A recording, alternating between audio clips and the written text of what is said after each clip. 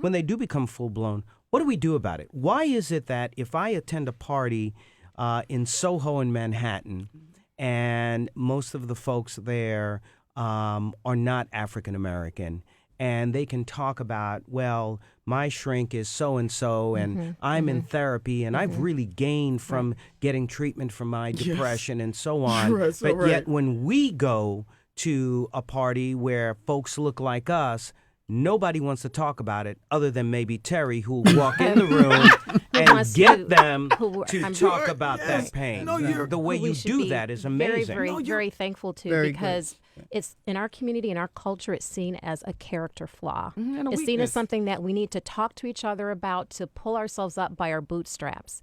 We're not acknowledging that too often it's a biological problem. We don't talk to each other to get help with our diabetes, right? Diabetes is a biological problem. It's inherited often like a biological problem, and it gets treated with things like insulin.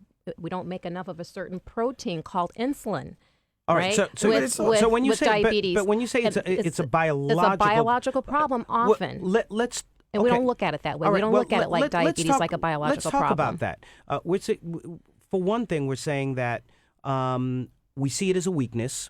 Number one. As a character flaw. As a character weakness. flaw. And statistics have shown that 90% of African Americans, when they take a look at this issue of depression, they say that it is a weakness and you can't talk about it. So that's a cultural thing going on. And also, another cultural thing for us, if I may add, is that we're a very faith-based people. Yes. So many of us think to do anything other than to pray to God is blasphemy.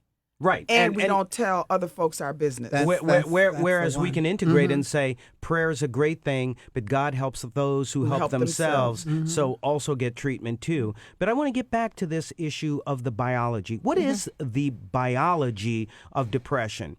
And how do you distinguish that from someone who perhaps may come from a home where there was domestic violence or who may have been sexually or physically abused? Is that a biological basis for depression? Okay, so the underlying problem with depressions and some mental illnesses is that you're not making enough certain neurotransmitters.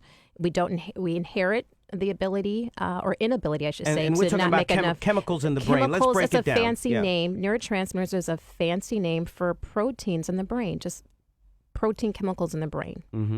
And if you've inherited the biological inability to make quite enough, particularly serotonins, is the most common name that I think some people may hear, because that's the name in the medication that has been discovered to actually help boost those serotonin levels, those levels of that special protein back up to quote unquote normal levels.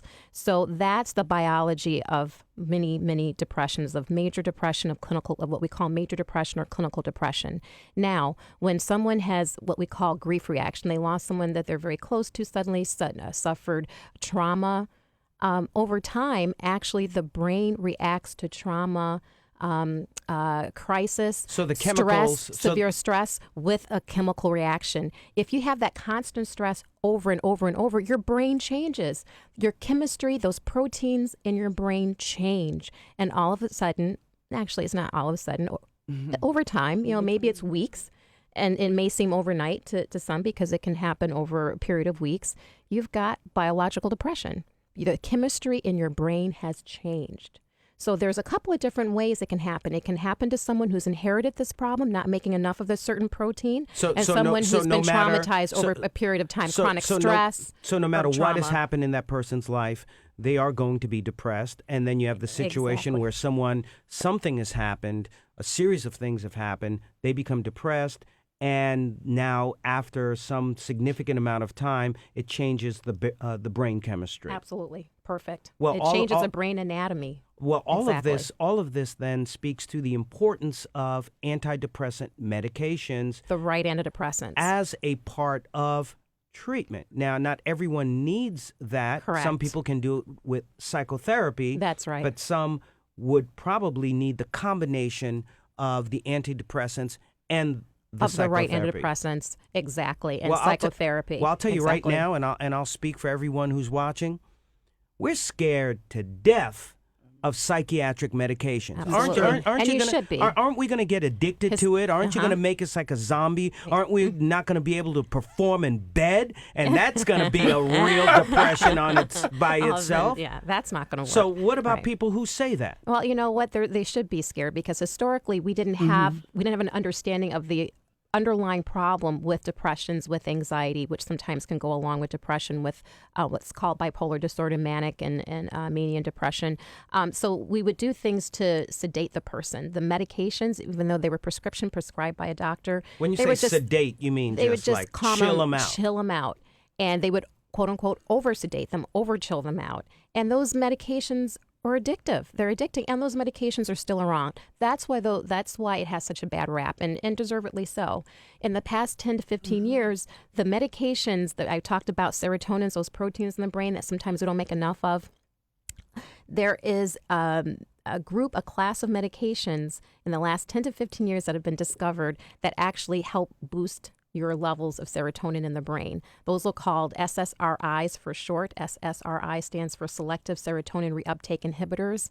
Again, it's a mouthful, SSRIs. This is a class of medicines that are not addicting. They're not sedatives. They're not sedating, but they get at the underlying biological problem. Finally, this is a class of medicines. Living in the 21st century is fabulous. And what are some of the side effects? Because people are afraid of the side effects, as I talked about. The biggest side effects everybody worries about are two. Decreased libido, which is a fancy name for low sex drive. Your sex drive isn't so hot. Not interested. You feel good, but you know what? Don't need that anymore. Not really interested. Which not means in the that mood. You're not going to be too sexy for yourself. You're not too sexy for yourself. Okay. The second one is called anorgasmia, which means you can't reach orgasm during sex, or it takes a long time to reach orgasm during sex. The good news is those two side effects can be treated. They can be easily managed most of the time. If you switch the medication. You don't have to switch a medication. Sometimes you can switch a medication. Sometimes you can add a little medication to it that kind of counteracts that negative side effect. Well, how come we don't know more about that? Because now, if you're talking about inability to have orgasm, lowered sex drive, I would believe that would scare so many people, especially, I hate to say it, men who a lot of their ego is based on how they perform in the bed. And I don't want to make any stereotypes about black men, but for many, many years, through slavery, it seemed all we had was the ability to perform sexually. So historically, looking at that context, I would think that perhaps, Terry, this is something that may scare black men from getting help, getting the proper treatment, getting antidepressants along with their therapy. But, I think that's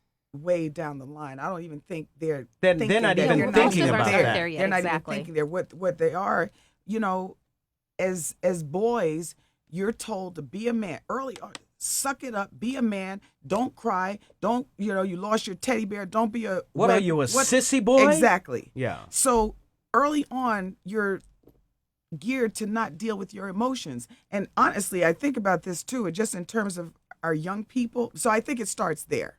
That you're told not to. I just don't think we get there to medication. I think a lot of us think that they don't want to be medicated because of things like the Tuskegee experiment as well. Well, and you talk about that again many times when you go out with your Stay Strong Foundation to get people of color to talk about their pain, to talk about their depression.